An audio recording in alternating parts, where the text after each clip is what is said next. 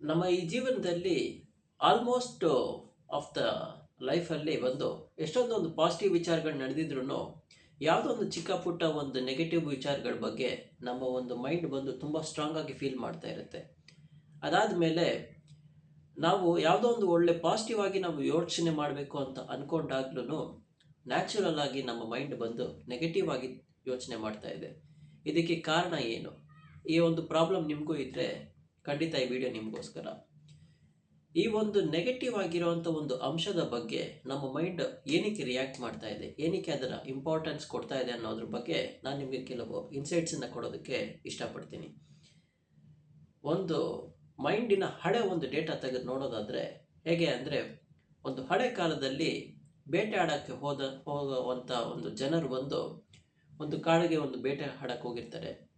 ಆಗ ಆ ಮರದ ಮೇಲೆ ಅವ್ರಿಗೆ ಬೇಕಾಗಿರುವಂಥ ಬೇಟೆ ಆಗಿರ್ಬೋದು, ಅಥವಾ ಅವ್ರಿಗೆ ಬೇಕಾಗಿರುವಂಥ ಆಹಾರ ಹಣ್ಣಾಗಿರ್ಬೋದು, ಏನೋ ಒಂದು ಇರುತ್ತೆ ಅಂತ ಇಟ್ಕೊಳ್ಳೋಣ. ಸೊ ಅವ್ರು ಅದನ್ನು ಟಾರ್ಗೆಟ್ ಮಾಡೋದಕ್ಕಿಂತ ಮುಂಚೆ ಆ ಒಂದು ಡಿಸ್ಟೆನ್ಸಲ್ಲಿ ಒಂದು ಪೊದೆ ಹಿಂದೆ ಯಾವುದೋ ಒಂದು ಹುಲಿ ಇರ್ಬೋದು, ಅಥವಾ ಅಲ್ಲಿ ಯಾವುದೋ ಒಂದು ಹಾವು ಇರ್ಬೋದು, ಅಥವಾ ಯಾವುದೋ ಒಂದು ಅವ್ರಿಗೆ ಹಾಮ್ ಮಾಡುವಂಥ ಯಾವುದಾದ್ರು ಒಂದು ಪ್ರಾಣಿ ಇರ್ಬೋದು ಅಂತ ಅವರು ಡಿಟೆಕ್ಟ್ ಮಾಡ್ತಾ ಇರ್ತಾರೆ. ಸೊ ಇಲ್ಲಿ ಏನಾಗುತ್ತೆ ಅಂದರೆ, ಅವ್ರ ಮೈಂಡ್ ಆ ಬೇಟೆಗಿಂತ ಅಲ್ಲಿ ಅವ್ರಿಗೆ ಯಾವುದೇ ರೀತಿಯಾದಂಥ ಥ್ರೆಟ್ ಅವ್ರಿಗೆ ಬರದೇ ಇರೋವಂಥ ಹಾಗೆ ಅವರು ಅದರ ಮೇಲೆ ಒಂದು ಮುನ್ನೆಚ್ಚರಿಕೆ ತಗೊಳ್ಳೋವಂಥ ಒಂದು ಭಯ ಇರುತ್ತಲ್ಲ, ಅದು ಅವ್ರಿಗೆ ತುಂಬ ಸ್ಟ್ರಾಂಗ್ ಆಗಿರುತ್ತೆ. ಅದೇ ರೀತಿಯಾಗಿ ನಮ್ಮ ಒಂದು ಈ ರಿಯಲ್ ಲೈಫಲ್ಲಿ ಯಾವುದೇ ರೀತಿಯಾದಂಥ ಒಂದು ಥ್ರೆಟ್ ಇವಾಗಿಲ್ಲ.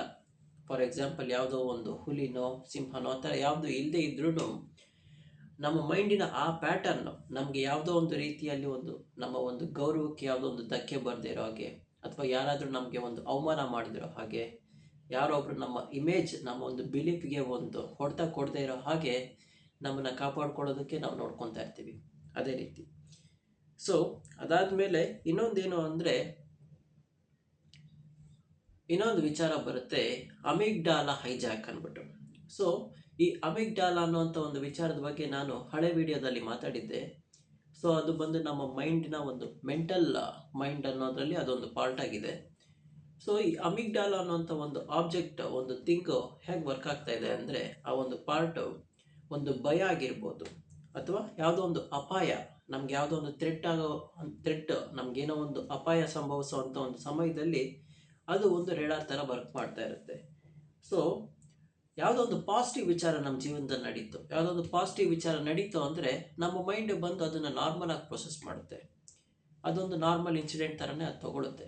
ಬಟ್ ಒಂದು ನೆಗೆಟಿವ್ ವಿಚಾರ ನಡೀತು ಅಂದರೆ ಆ ಟೈಮಲ್ಲಿ ಅಮಿಗ್ಡಾಲಾಯಿಂದ ಒಂದು ಕಾರ್ಟಿಸೋಲ್ ಆಗಿರ್ಬೋದು, ಅಥವಾ ಅಡೆನಲೈನ್ ಆಗಿರ್ಬೋದು, ಇದನ್ನು ಅದು ಇಮಿಡಿಯೇಟಾಗಿ ರಿಲೀಸ್ ಮಾಡಿಬಿಡುತ್ತೆ. ಅದು ಸ್ಟ್ರೆಸ್ ಹಾರ್ಮೋನ್ಸು ನಮ್ಮ ಬಾಡಿನಲ್ಲಿ ಅದು ರಿಲೀಸ್ ಆಗಿ ನಮಗೆ ಒಂದು ಭಯ, ಇದು ನಮಗೆ ತುಂಬ ಸ್ಟ್ರಾಂಗ್ ಆಗಿ ಆ ಸೆನ್ಸ್ ತುಂಬ ಸ್ಟ್ರಾಂಗ್ ಆಗಿ ಫೀಲ್ ಆಗುತ್ತೆ. ಸೊ ಆ ಥರ. ಅದಾದಮೇಲೆ ಮೂರನೇದು ಇನ್ನೊಂದು ಅಂಶ ಬರುತ್ತೆ, ಲಾಸ್ ಆಫ್ ಅವರ್ಷನ್ ಅಂದ್ಬಿಟ್ಟು ಒಂದು ಪ್ರಿನ್ಸಿಪಲ್ ಇದೆ. ಇದು ಏನು ಅಂದರೆ, ಒಂದು 100 ರೂಪಾಯಿ ನೋಟು, ಒಂದು 100 ರೂಪಾಯಿನ ನಾವು ಹೊರಗಡೆ ಒಂದು ಫ್ರೀಯಾಗಿ ಗೆಲ್ಲೋದಕ್ಕೂ, ಅದೇ ಒಂದು 100 ರೂಪಾಯಿ ನೋಟು ನಾವು ಹೊರಗಡೆ ಒಂದು ಫ್ರೀಯಾಗಿ ನಾವು ಕಳ್ಕೊಳ್ಳೋದಕ್ಕೂ ತುಂಬ ವ್ಯತ್ಯಾಸ ಇದೆ. ಅದೇ ಒಂದು 100 ರೂಪಾಯಿ ನಾವು ನೋಟನ್ನ ಗೆದ್ದರೆ, ಆ 100 ರೂಪಾಯಿ ನಾವು ಗೆದ್ವಿ ಅಂದರೆ ನಮಗೆ ಆ ಫೀಲ್ ಒಂದು ಸ್ವಲ್ಪ ಮೂಮೆಂಟ್ವರೆಗೂ ಮಾತ್ರನೇ ಇರುತ್ತೆ. ಬಟ್ ಅದೇ 100 ರೂಪಾಯಿ ನೋಟು ನಾವು ಕಳ್ಕೊಂಡ್ವಿ ಅಂದರೆ ಆಗ ನಮಗೆ ಅದು ಒಂದು ದಿನದ ಪೂರ್ತಿ ಇರುತ್ತೆ. ಮೇ ಬಿ ಅದು ಸ್ವಲ್ಪ ದಿನದವರೆಗೂ, ಒಂದು ಮೂಮೆಂಟ್ವರೆಗೂ ಅದು ಹಾಗೆ ಇರುತ್ತೆ. ಸೊ ಅಲ್ಲಿ ಏನು ಹೇಳೋಕ್ಕೆ ಬರ್ತಾರೆ ಅಂದರೆ, ಒಂದು ನೆಗೆಟಿವ್ ಇಂಪ್ಯಾಕ್ಟ್ ಅನ್ನೋದು ನಮ್ಮ ಜೊತೆ ತುಂಬ ದಿನ ಅದು ಬರುತ್ತೆ ನಮ್ಮ ಜೊತೆನೆ. ಸೊ ಆ 100 ರೂಪಾಯಿ ನೋಟ್ ಅನ್ನುವಂಥದ್ದು ಒಂದು ಸೋಷಿಯಲ್ ಎಕ್ಸ್ಪೆರಿಮೆಂಟು. ಬಟ್ ಅದೇ ರೀತಿಯಾಗಿ ಆ 100 ರೂಪಾಯಿ ನೋಟ್ ಅನ್ನುವಂಥ ಒಂದು ಜಾಗದಲ್ಲಿ ನಮ್ಮ ಒಂದು ಮರ್ಯಾದೆ ಆಗಿರ್ಬೋದು, ನಮ್ಮ ಮೇಲಿರುವಂಥ ಒಂದು ನೇಮ್ ಆಗಿರ್ಬೋದು, ಅಥವಾ ನಮ್ಮ ಗೌರವ ಆಗಿರ್ಬೋದು. ಸೊ ನಾವು ಸಂಪಾದನೆ ಮಾಡದೇ ಇದ್ರೂ ಇರೋದನ್ನು ನಾವು ಕಳ್ಕೊಂಬಿಟ್ವಿ ಅಂದರೆ ಅದರ ಒಂದು ನೋವು ನಮಗೆ ತುಂಬ ಸ್ಟ್ರಾಂಗ್ ಆಗಿರುತ್ತೆ ಅಂತ ನಾನು ಹೇಳಕ್ಕೆ ಬರ್ತೀನಿ. ಅದಾದಮೇಲೆ ಇನ್ನೂ ಒಂದು ಕಾನ್ಸೆಪ್ಟ್ ಬರುತ್ತೆ, ಒಂದು ವೈಟ್ ಬೋರ್ಡ್ ಮೇಲೆ ಒಂದು ಬ್ಲ್ಯಾಕ್ ಆಗಿ ಒಂದು ಡಾಟ್, ಬ್ಲ್ಯಾಕ್ ಮಾರ್ಕರಲ್ಲಿ ಒಂದು ಮಧ್ಯದಲ್ಲಿ ಒಂದು ಡಾಟ್ ಇಟ್ಟರೆ, ಯಾವುದೋ ಒಂದು ಸ್ಟೂಡೆಂಟನ್ನು ಯಾರಾದ್ರು ಕರೆದ್ಬಿಟ್ಟು, ನೋಡಪ್ಪ ಈ ಬೋರ್ಡಲ್ಲಿ ನಿಮ್ಗೇನು ಕಾಣಿಸ್ತಾ ಇದೆ ಅಂದರೆ, ಆಬ್ವಿಯಸ್ ಆಗಿ ಎಲ್ಲರೂ ಹೇಳ್ತಾರೆ ಬ್ಲ್ಯಾಕ್ ಡಾಟ್ ಕಾಣಿಸ್ತಾ ಇದೆ ಅಂತ ಹೇಳ್ತಾರೆ. ಆ ಮೂಮೆಂಟಲ್ಲಿ ಅದು ಕರೆಕ್ಟಾಗಿದೆ. ಅದನ್ನು ಸ್ವಲ್ಪ ರೀಕಾಲ್ ಮಾಡಿ ನೋಡಿದಾಗ ಏನಾಗುತ್ತೆ ಅಂದರೆ, ಅಲ್ಲಿ ಬರೀ ಒಂದು ಬ್ಲ್ಯಾಕ್ ಡಾಟ್ ಮಾತ್ರನೇ ಇದೆ, but 99% of the area white ಆಗಿದೆ. ಬಟ್ ನಮ್ಮ ಫೋಕಸ್ ಬಂದು ಆ 1% ಆಫ್ ದಿ ಬ್ಲ್ಯಾಕ್ ಡಾಟ್ ಮೇಲಿದೆ ಅಲ್ವಾ. ಅದೇ ರೀತಿಯಾಗಿ ನಮ್ಮ ಒಂದು ಜೀವನದಲ್ಲೂ ಅನೇಕ ರೀತಿಯಾದಂತಹ ಒಂದು ಪಾಸಿಟಿವ್ ಆಗಿರುವಂಥ ಒಂದು ಫೀಲ್ ತುಂಬ ಇದೆ, ಪಾಸಿಟಿವ್ ಆಗಿರೋವಂಥ ಒಂದು ಏನಂತಾರೆ ಮೂಮೆಂಟ್ಸ್ ತುಂಬ ಇದೆ. ಹಾಗಿದ್ರೂ ಒಂದೇ ಒಂದು ಚಿಕ್ಕ ಒಂದು ನೆಗೆಟಿವ್ ಆಗಿರುವಂಥ ಒಂದು ಇಂಪ್ಯಾಕ್ಟ್ ಬಂದು ನಮ್ಮ ಲೈಫಲ್ಲಿ ಒಂದು ಯಾವಾಗಲೂ ಒಂದು ನಡೆದಿರೋವಂಥ ಒಂದು ವಿಚಾರ ಬಂದು ತುಂಬ ಸ್ಟ್ರಾಂಗ್ ಆಗಿ ಕಾಣಿಸುತ್ತೆ. ಅದು ಸೊ ಇಲ್ಲಿ ಏನಾಗುತ್ತೆ ಅಂದರೆ 99% ಆಫ್ ದ ವಿಚಾರ ನಮಗೆ ಒಳ್ಳೇದು ನಡೆದಿದ್ರೂ ನೆಗೆಟಿವ್ ಆಗಿರುವಂಥ ಒಂದು ವಿಚಾರ ಬಂದು ನಮಗೆ ಎದ್ದು ಕಾಣಿಸುತ್ತೆ.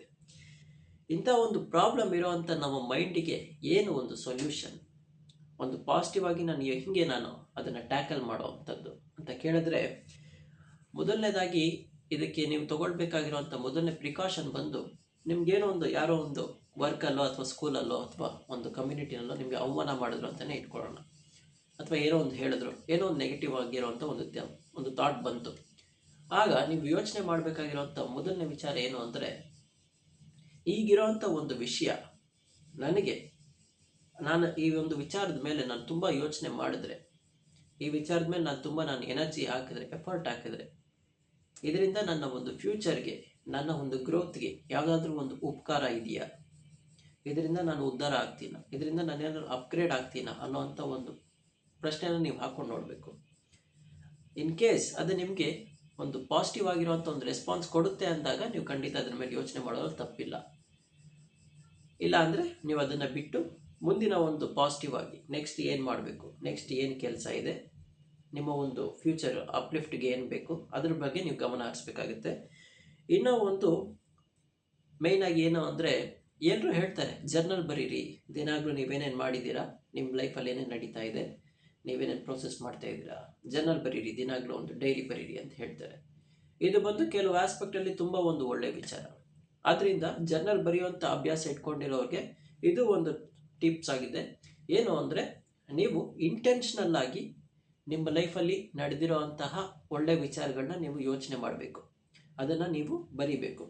ಯಾಕೆ ಅಂದರೆ ನಮ್ಮ ಮೈಂಡ್ ಬಂದು ನೆಗೆಟಿವ್ ಆಗಿ ಥಿಂಕ್ ಮಾಡುವಂಥ ಒಂದು ವಿಚಾರವನ್ನು ಅದು ಆಟೋಮೆಟಿಕ್ ಆಗಿ ಇಟ್ಕೊಂಡಿದೆ, ಅದೊಂದು ಡಿಫಾಲ್ಟ್ ಸೆಟ್ಟಿಂಗ್ ಥರ ಇದೆ.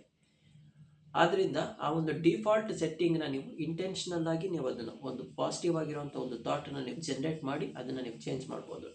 ಇದು ಯಾವ ರೀತಿ ಅಂದರೆ 5:1 ರೇಷಿಯೋ. ಹೇಗೆ ಅಂದರೆ, ಒಂದು ನೆಗೆಟಿವ್ ಥಾಟ್ಸ್ ಬಂತು ಅಂದರೆ ನೀವು 5 ಒಂದು ಪಾಸಿಟಿವ್ ಆಗಿರುವಂಥ ಥಾಟ್ಸ್ನ ನೀವು ರೀಕಾಲ್ ಮಾಡ್ಕೊಳ್ಬೇಕು. ನನ್ನ ಲೈಫಲ್ಲಿ ಯಾವ ಒಂದು ಒಳ್ಳೆ ವಿಚಾರಗಳು ನಡೆದಿದೆ ಅಂತ ನೀವು ಅದನ್ನು ರೀಕಾಲ್ ಮಾಡಿಕೊಂಡು ಅದ್ರ ಬಗ್ಗೆ ನೀವು ಥಿಂಕ್ ಮಾಡುವಂಥ ಒಂದು ಪ್ರಯತ್ನ ಪಟ್ಟಾಗ ಅದು ಬ್ಯಾಲೆನ್ಸ್ ಆಗುತ್ತೆ. ಆ ಥರ ಅದಾದಮೇಲೆ ಇನ್ನೂ ಒಂದು ಬಂದು ಮೈಂಡ್ ಬಂದು ಫುಲ್ ರೆಸೆಪ್ಟಿವ್ ಆಗಿ ವರ್ಕ್ ಮಾಡುತ್ತೆ. ಹೇಗೆ ಅಂದರೆ, ಫಾರ್ ಎಕ್ಸಾಂಪಲ್ ಒಂದು ವೆಲ್ಕ್ರೋ, ಅದಾದಮೇಲೆ ಒಂದು ಟೆಫ್ಲಾನ್ ಅನ್ನೋವಂಥ ಒಂದು ಕಾನ್ಸೆಪ್ಟ್ ಇಟ್ಕೊಳ್ಳೋಣ. ಹೇಗೆ ಅಂದರೆ, ನೆಗೆಟಿವ್ ಆಗಿರೋವಂಥ ಒಂದು ಟಾಪಿಕ್ ವೆಲ್ಕ್ರೋ ಅಂದ್ರೆ ನಮ್ಮ ಬೆಡ್ ಸ್ಲಿಪ್ಪರಲ್ಲಾಗಿರ್ಬೋದು, ಯಾವುದೋ ಒಂದು ಇದರಲ್ಲಾಗಿದ್ರೆ ಅದು ಅಂಟ್ಕೊಂಡ್ಬಿಡುತ್ತೆ ಹಂಗೇನೆ ಅಲ್ವಾ. ಅದೇ ಒಂದು ಟೆಫ್ಲಾನ್ ಒಂದು ಪಾಸಿಟಿವ್ ಆಗಿರೋವಂಥ ಒಂದು ಥಾಟ್, ಅದು ಬಂದು ಟೆಫ್ಲಾನ್ ಮೇಲೆ ಏನು ಹಾಕಿದ್ರೂ ಅದು ನಿಲ್ಲಲ್ಲ, ಅದು ಜಾರ್ಕೊಂಡು ಹೊರಟೋಗುತ್ತೆ. ಅದೇ ರೀತಿಯಾಗಿ ಪಾಸಿಟಿವ್ ಆಗಿರೋಂಥ ಥಾಟ್ ಬಂದರೆ ಅದು ಹಾಗೆ ಹೊರಟೋಗುತ್ತೆ. ಬಟ್ ವೆಲ್ಕ್ರೋ ಅನ್ನೋ ಒಂದು ಟೈಪ್ ಒಂದು ನೆಗೆಟಿವ್ ಆಗಿರೋಂಥ ಥಾಟ್ ಬಂದು ನಮ್ಮ ಒಳಗಡೆ ಹಂಗೆ ಅಂಟ್ಕೊಂಡ್ಬಿಡುತ್ತಲ್ವ. ಆದ್ದರಿಂದ ನೀವಲ್ಲಿ ಏನು ಮಾಡಬೇಕು ಅಂದರೆ, ನಿಮ್ಮ ಒಂದು ಆ ನೆಗೆಟಿವ್ ಆಗಿ ಅಂಟ್ಕೊಳ್ಳುವಂಥ ಒಂದು ವಿಚಾರ ಬಂದು ಅದು ಆಟೋಮೆಟಿಕ್ ಆಗಿದೆ. ಆದ್ದರಿಂದ ನಿಮ್ಮ ಲೈಫಲ್ಲಿ ಯಾವುದೋ ಒಂದು ಹೊಸ ವಿಚಾರಗಳು ನಡೀತು ಅಂದರೆ ನೀವು ಅದನ್ನು ಪಾಸ್ ಆಗೋಕ್ಕೆ ಬಿಡಬೇಡಿ. ಆ ಮೂಮೆಂಟ್ನ ಲಾಕ್ ಮಾಡಿಕೊಂಡು ಒಂದು 15 to 20 ಸೆಕೆಂಡ್ಸ್ ಆ ಒಂದು ವಿಚಾರದ ಮೇಲೆ ಯೋಚನೆ ಮಾಡಿ ಅದನ್ನು ಫೀಲ್ ಮಾಡೋದಕ್ಕೆ ಪ್ರಯತ್ನ ಪಡಿ. ಓಕೆ, ಫಾರ್ ಎಕ್ಸಾಂಪಲ್ ಇವತ್ತು ನಾನು ಕ್ರಿಕೆಟ್ ಆಡೋಕ್ಕೆ ಹೋದೆ, ಒಂದು ಬಾಲ್ 6 ಹೊಡೆಯೋಕ್ಕೆ ಕನೆಕ್ಟ್ ಆಯಿತು, 6 ಹೊಡೆದೆ, ಆವಾಗ ನನಗೆ ಫೀಲ್ ಆಯಿತು, ಓಕೆ ಚೆನ್ನಾಗಿದೆ, ಬಾಲ್ ಕನೆಕ್ಟ್ ಆಯಿತು, ತುಂಬ ದೂರ ಹೋಯಿತು ಬಾಲು, ಅದು ಒಳ್ಳೆ ಶಾರ್ಟ್ ಆಗಿತ್ತು ಅಂತೆಲ್ಲ ನಾನು ಫೀಲ್ ಆಯಿತು. ಸೊ ಆ ಮೂಮೆಂಟನ್ನು ಎಂಜಾಯ್ ಮಾಡೋದನ್ನು ಕಲ್ತ್ಕೊಳ್ಳೋಣ. ನೆಕ್ಸ್ಟ್ ಅಂತ ಪಾಸ್ ಆಗೋದಕ್ಕಿಂತ ಆ ಮೂಮೆಂಟನ್ನು ಎಂಜಾಯ್ ಮಾಡೋದ್ರಲ್ಲಿ ನಮಗೆ ಒಂದು ಟೈಪ್ ಆಫ್ ಒಂದು ಗ್ರ್ಯಾಟಿಟ್ಯೂಡ್ ಅನ್ನೋದಕ್ಕಿಂತ ಓಕೆ ನಮ್ಮ ಲೈಫಲ್ಲಿ ಏನೋ ಒಂದು ಒಳ್ಳೆ ವಿಚಾರ ನಡೆದಿದೆ ಅನ್ನೋವಂಥ ಒಂದು ಭಾವನೆ ನಮಗೆ ಬರುತ್ತೆ. ಆದ್ದರಿಂದ ನಮ್ಮ ಮೈಂಡಿಗೆ ಅದು ರೀಕಾಲ್ ಮಾಡೋದಕ್ಕೆ ಅದು ಹೆಲ್ಪ್ ಮಾಡುತ್ತೆ. ಸೊ ಈ ಥರ ಇಷ್ಟೇ ಇವತ್ತಿನ ಕಂಟೆಂಟು. ಎಲ್ರಿಗೂ ಒಳ್ಳೆಯದಾಗಲಿ. ಆದಷ್ಟು ಒಳ್ಳೆಯ ಒಂದು ವಿಚಾರಗಳ ಬಗ್ಗೆ ನಾವು ತಿಳ್ಕೊಳ್ಳೋವಂಥ ಪ್ರಯತ್ನ ಪಡೋಣ. ತಿಳ್ಕೊಂಡಾದ್ಮೇಲೆ ಅದನ್ನು ಮಾಡುವಂಥ ಪ್ರಯತ್ನ ಪಡೋಣ. ಎಲ್ರಿಗೂ ಒಳ್ಳೆಯದಾಗಲಿ. ನಮಸ್ಕಾರ. Thank you.